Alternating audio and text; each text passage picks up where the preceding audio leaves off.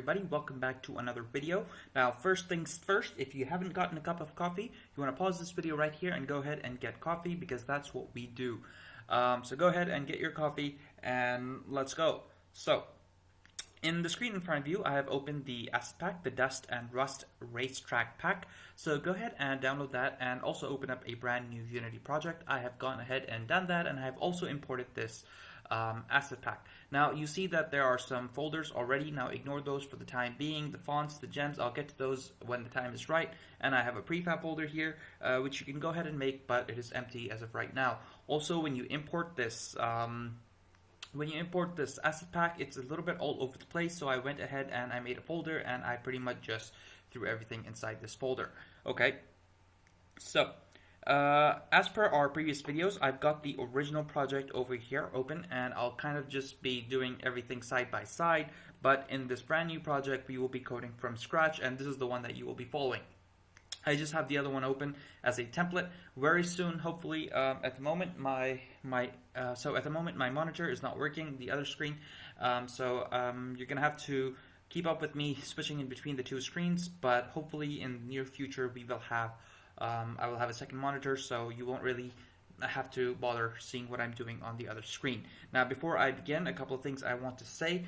In this new series, I'm going to try and be a little bit better, a little bit more professional. Hopefully things that I've learned in the previous two or so series and other videos, I'm going to try and implement them here. So some of you have been telling me that the videos have been too long. Again, I cannot promise that they will be shorter, but I promise you that I will try my best. So in the spirit of keeping the video short, I'm going to jump right into it, okay? So in this video, we're just going to be setting up the scene, and we will be taking it from there in the next video. So without further ado, what I'm going to do is I'm going to go ahead and go in my racetrack asset pack and look through models and racetrack, and this one here, I'm going to go ahead and drag and drop that into the scene. So this is what it looks like. Now one thing I forgot to say in the very beginning, as we said in the intro video, that this is going to be for the mobile. So I've gone ahead and over here in File, Build Settings, I've gone ahead and switched to Android. Now if you want to build for iOS, you want to do that for iOS, okay? So you can switch at any point in time, but the sooner you do that, the better it is. So when you've made a blank project, before you import anything, go ahead and just switch over to Android, iOS, and so on and so forth. So now initially we'll be taking care of Android, and towards the end of it, I'm going to also be explaining to you how to port it onto iOS when I'm sitting in front of an iOS device. So currently I'm on a Windows, so we'll be sticking with Android for now. If you are using a Windows device, then it is not easily possible to build for iOS, so you want to stick with Android for the time being. Otherwise you need a virtual machine and so on, and it's just complicated and it's not strictly speaking allowed. So let's not talk about that for now. So without further ado, I have went and drag and dropped my little road prefab. Now as you can see, it has no texture, so I can go over here in the textures and I can drag and drop this little road texture on like so. Alright, so as you can see, we've got a road. It's obviously it doesn't look very pretty because our camera is all over the place. Also, over here, we're going to be making a portrait game, so I've gone ahead and switched my orientation to portrait.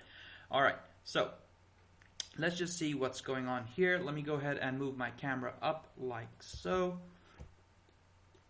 And what I'm going to do is I'm going to go ahead and copy my camera from the previous one. So I'll go ahead and see what's going on here. Let's see, copy component.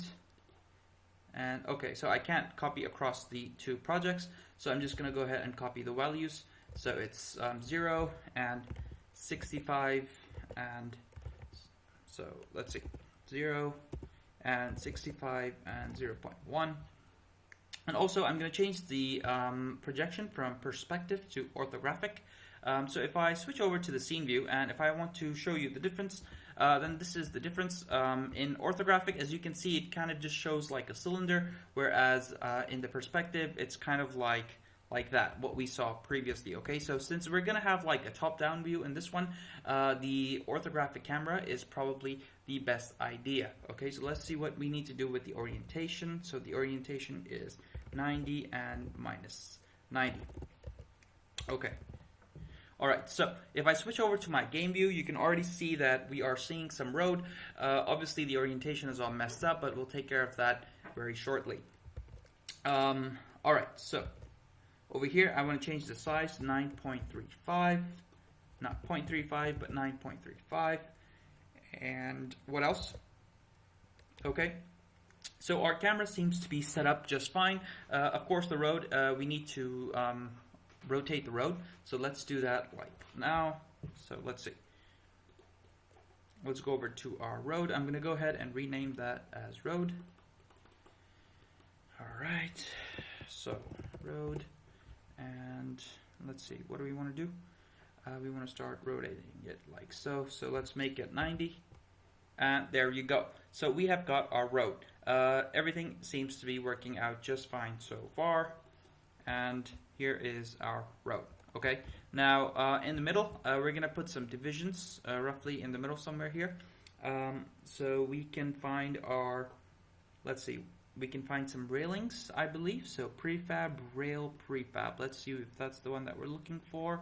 Yep, that looks about right. So we have to rotate that as well. So let's try and see. Yep, that looks just fine. Now I'm gonna go ahead and just kind of drag this down like so, and like so. Feel free to fool around, and if you, by all means, if you want to use a different asset pack, if you want to make your own little textures or prefabs, go for it.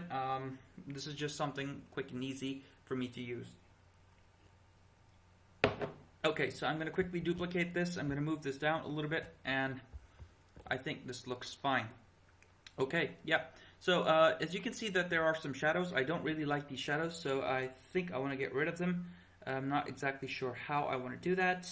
Let's see. Let's see. That's not it. Okay. So, alright, so over here, cast shadows on. We're going to go ahead and turn that off because these shadows look horrendous. And I'm going to turn it off like so. And I think this looks great. Of course, the environment is 3D, but when you look at it from that orthographic view of the camera, it pretty much looks 2D, which is just perfect, which is exactly what we want, honestly. Now, let's just see something here.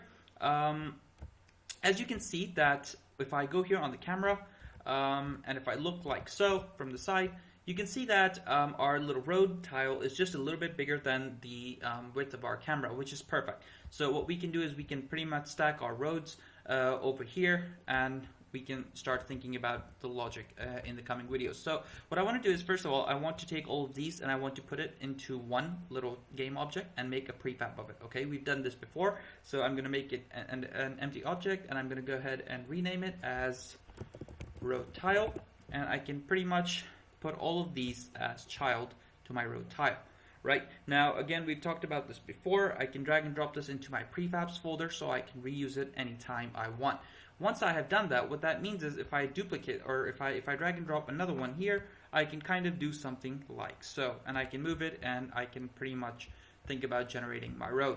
Now, as you can see, if you're wondering how I moved it like so, so initially it was like so, and one thing I want to do before I continue is let's just remove this one, and I want to center this one at 0, 0, and 0. Okay, so 0, 0, and 0. And let's see if our camera is showing up just fine. It is not. So let me just quickly go over and see what I did in the original one.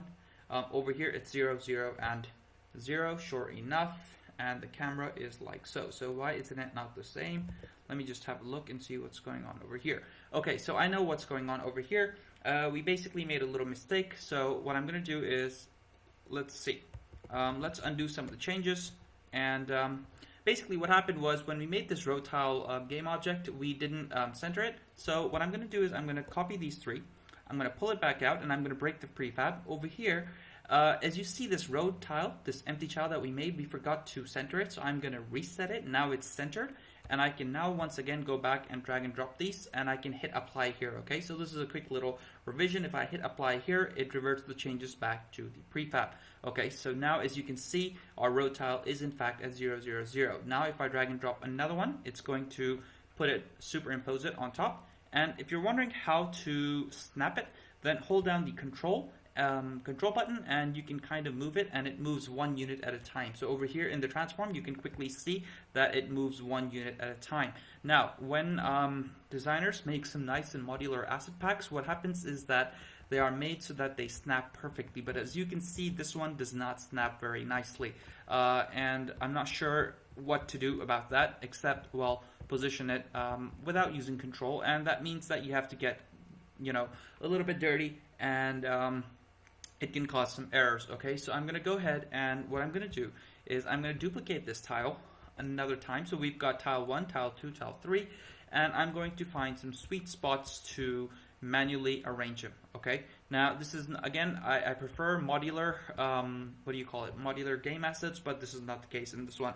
So we're going to have to use some floating point numbers. I'm going to switch over and check what the values were. So over here, row tile is at 0, 0, 0, and this one is at minus 23.8. So again, as I said, these are ugly numbers, but we won't have to worry about them, you know, at any point in time. We'll just have to fix them, and I'll explain the logic of moving the tiles in another video, so you'll see that we don't really have to go and constantly keep on changing them. So now if I look at these 3 tiles, they are pretty much very nicely joined together, as you can see. So the values for these 3 tiles, if you missed them, was 0, 0, 0 and minus 23.8, 0, 0. And, well, we're only moving them in the x-axis, so for the 3rd tile, there's going to be 47.6. If I switch over to my game view, then things seem to be looking fine, and the only thing we are missing now is our cars. So let me go ahead and find our cars. Let me just have a sip of my coffee.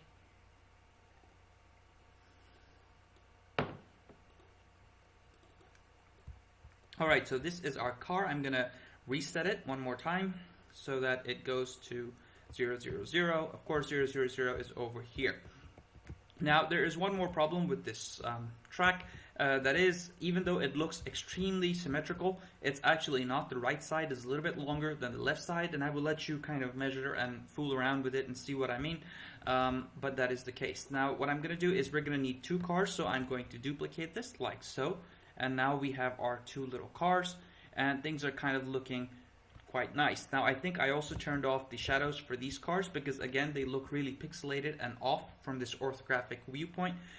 So I'm going to go ahead and turn them off as well.